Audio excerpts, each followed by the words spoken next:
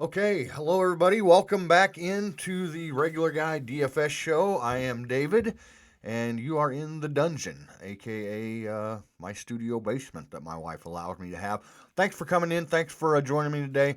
Before I get started, I want to say I apologize for not being able to put out a video yesterday. I had some medical stuff I had to deal with. I was in no shape to play DFS yesterday or to put out any video. I mean, look, I'm mainly talking to guys here. You get to a certain age, guys, things like kidney stones become very real. And my God, I had heard how awful they were, and I can confirm that now. So anything you can do to avoid things like that. I don't know if there is. Sometimes you just get to a certain age and they happen. But yeah, knocked me down yesterday. I wasn't able to put out the pick six. I wasn't able to play any daily fantasy, but feel much better today. We're back at it and we're going to give this a shot. Our pick six didn't go all that great 2 nights ago. So hopefully we're going to do a little bit better today. This is a tough slate. I wait as long as I can. I like to try and wait for the 12:30 Central Time injury report from the NBA so I can have as much information as I can when I make these videos. Excuse me. But we still have a lot of unknowns yet today on today's 7-game slate. We're still waiting on word for guys like Capella, Gallinari.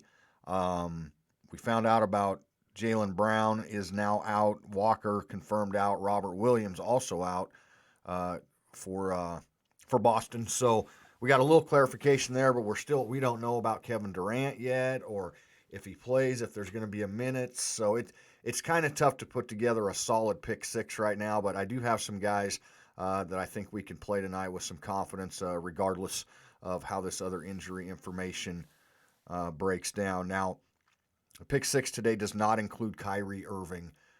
If Kevin Durant would get ruled out, obviously he would be, a guy that you might want to look to. But let's get to this one. And we're going to start out with an obvious one that you probably don't need me to tell you about, but I'm going to keep jamming the guy in when his floor is 50 points. Russell Westbrook, enough said. The way he's been playing, again, a great matchup against Oklahoma City. Not that I think it matters that much with Russell Westbrook with the matchups. Just play him. His floor is like 50 points. He had an off game last game, and I think he scored 10 or 12 points. He scored 14 points and still had 60 fantasy points, because he gets 20 rebounds, 10 assists, just a triple-double waiting to happen. It's just a matter of, with him, really, it's just a matter of how big are the triple-double numbers going to be. So we're just going to put him in when he's playing. He's just Beal or no Beal on the floor. I'm just playing Russell Westbrook. Now,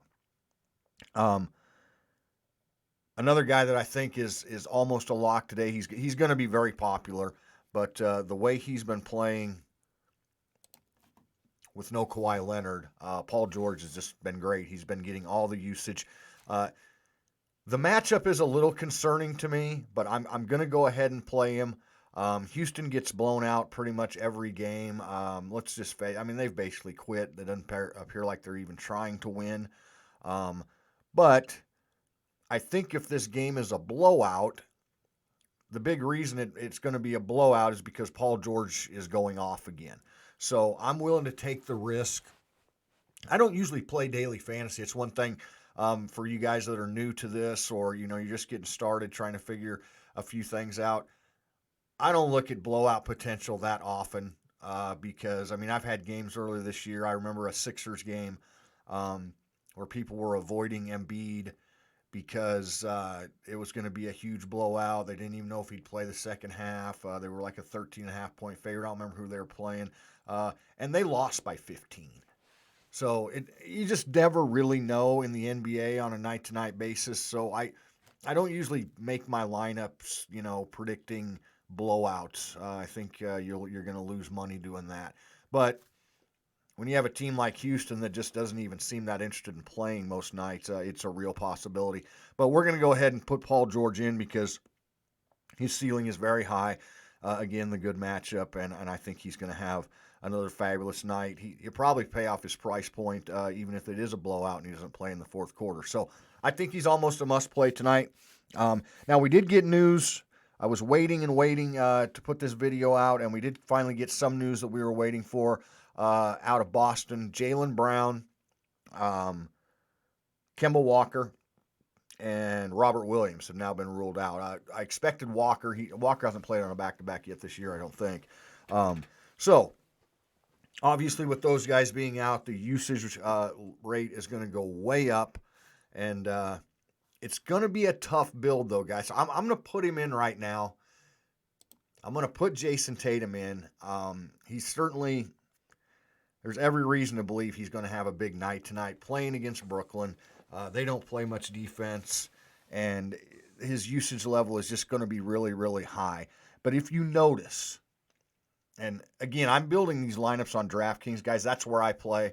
I play on DraftKings. I don't have any knowledge of FanDuel pricing or Yahoo pricing or anything like that. DraftKings has been really good to me, so I just play on DraftKings. But if you notice, when I put these videos out, I want to give you guys, plays that I think are going to work. But they also have to be realistic within a lineup. And if you notice now, our salary has already gone down to just below 4,000, and we only have 3 players in. We have some decent value today that we're going to get to here in a minute, but I don't see a lot of forward value today. So we can jam these guys in, and I'll get on with the pick 6 here. So we're going to obviously need some guys that are not as expensive. I love this play at center today. Obviously, if you wanted to go with Nikola Jokic as part of your lineup, that would be fine. He's, kind of like a guy like Westbrook. He didn't have a very good game last game, but more than likely he's going to stuff the stat sheet.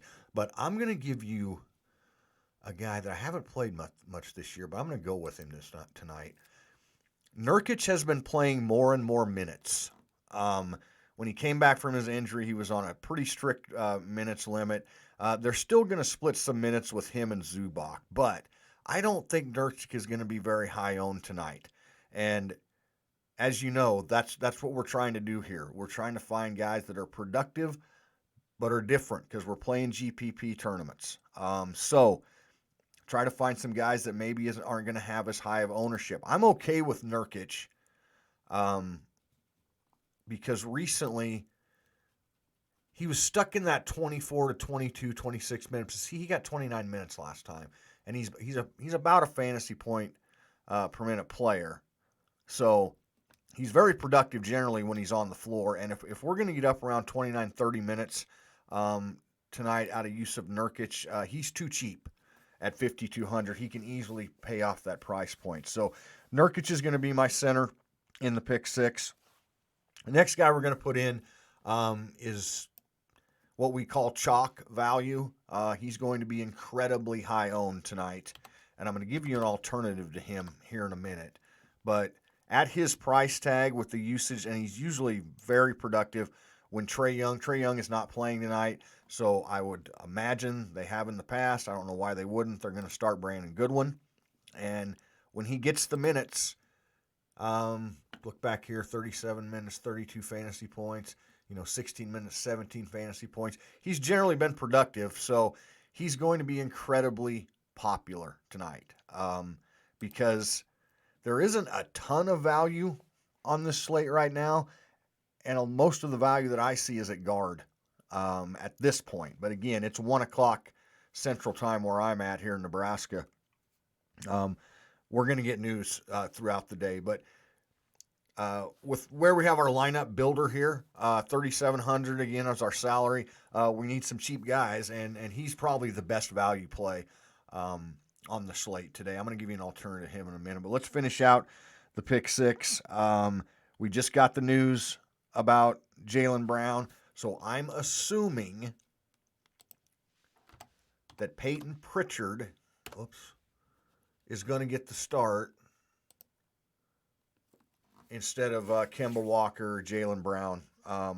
I imagine he'll get the start. He's been pretty productive when he gets the minutes. He should get pretty big minutes tonight. It's a good matchup against Brooklyn. So we're going to put Peyton Pritchard in as our last member of today's pick six. But if you notice, we still have 2 spots to fill, and we've only got $3,700 a piece. And I do not really like the forward value. It's one thing to be able to jam studs in and then, find the cheap guys to go in, but you're not going to win tournaments. You're not going to cash in tournaments if those guys are horrible. If they don't produce some points. The only guy I've been able to come up with here in that range is a guy who's just back from injury. I'm not going to be able to scroll to him. Never. I never do. All right, come on. Let's just do the typing. Hollis Jefferson the last 5 games for Portland. He started one of the games, but his last 2, 24 and 22 minutes, 14, 20 fantasy points. I mean, it's viable if he's going to get those kind of minutes, but again, we're trying to win or cash in these GPPs, and that's just not a guy that I think is going to put us over the top. So it's one thing to put value in. It's another thing to put value in that's going to matter. And I just don't see right now a ton of value at the forward position. That could change throughout today. So this is going to be our official pick 6. Westbrook, George, Tatum, Nurkic, Goodwin, and Pritchard. Again, that's dependent on Pritchard starting. But as you can tell, I'm a little leery about this just because I don't like the value at forward. So an alternative that I'm strongly considering is we also got word that Kent Bazemore is not going to play for Golden State today.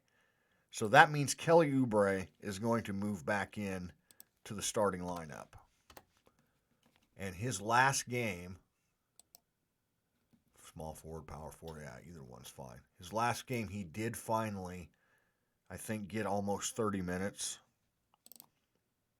Yeah, actually more than that, 37 minutes, 39 fantasy points. So with no Bazemore, they had been starting Bazemore, Oubre coming off the bench. If Bazemore not going to play, I assume Oubre goes into the starting lineup, probably plays his normal minutes. And he can get you, 40 to 45 fantasy points, which is a pretty good consolation if we can't fit Jason Tatum in. Or if we want to leave Tatum in and maybe take George out, because George is probably going to be pretty popular tonight. Maybe look at a guy like Bogdanovich from Atlanta. He's too expensive, but if Capella and Gallinari get ruled out again, John Collins hasn't been all that productive since he's come back. So if those guys are ruled out again, Bogdan's usage is just going to go up. Again, it's hard. Some people tell you I can't pay that kind of money for Bogdanovich. I'll pay it, especially if nobody else is going to play him. And he has a good night. That's the whole point. We've got a guy then that isn't very popular as far as ownership percentage, and he has a chance to go off. So the other alternative I want to give you before I get out of here on this pick 6, I forgot to mention. I keep forgetting to mention this when the videos start. If you would please hit the like button, if you would please hit the subscribe button and hit that little bell, and make sure you turn the notifications on so you get notified every time we do put out a new video. We're going to be trying to put these out at more frequency, but we're definitely going to keep putting out the daily videos. So again, if you wouldn't mind doing that. I know I'm all over the place here. Instead of Goodwin, who I told you is going to be incredibly high owned tonight. It's risky, but I am willing to take a chance tonight. In fact, I'm going to show you tomorrow in my lineups. I can see going to Lou Williams. Now, this is a crapshoot, okay? But with no Trae Young, Goodwin should get the start, but Lou Williams is probably going to get more minutes now off the bench. And if you know anything about Lou Williams, he's boom or bust. And I think it was last game he tied for the leading scorer. No, 2 games ago against Orlando. 22 points in 24 minutes, 27 fantasy points. This is a problem here with Lou Williams is the minutes. But I think with Trae Young gone, I think they're going to do a little more of a split with the minutes between Williams and Goodwin because he's been very good at times when he's on the floor. It's risky, but I like the upside of Lou Williams if he would go off and have a good game, and he is not going to be high owned. Okay, I mean, people are just going to plug in Brandon Goodwin. So he is another alternative in this pick six. If we can't jam Tatum in, or we decide to go a different way, maybe it's shooting guard, something like that, then consider Lou Williams. He's a risk, but he can pay off his price point. He won't be very high owned. One other guy I'm going to throw at you in the pick six that I'm considering, P.J. Washington was terrible in his last game.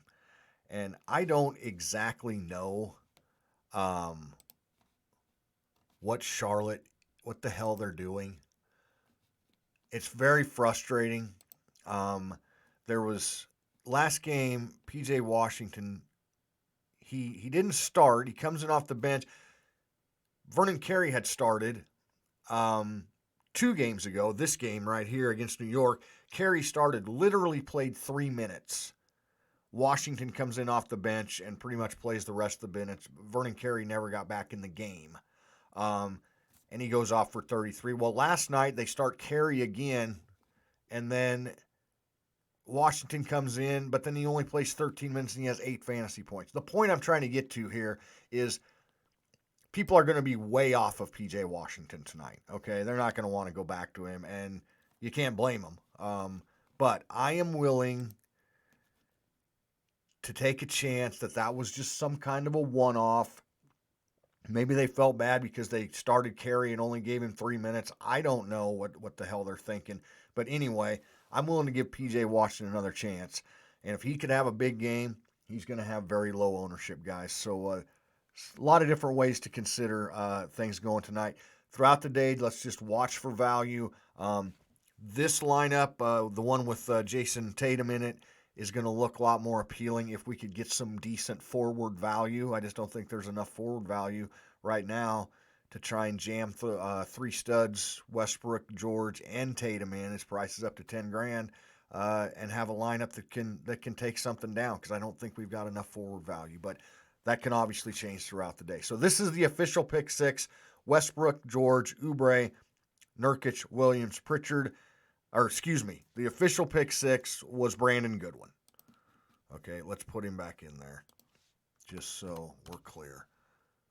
That's the official pick six, but consider guys like Washington if you feel like taking a chance. Consider guys like Lou Williams.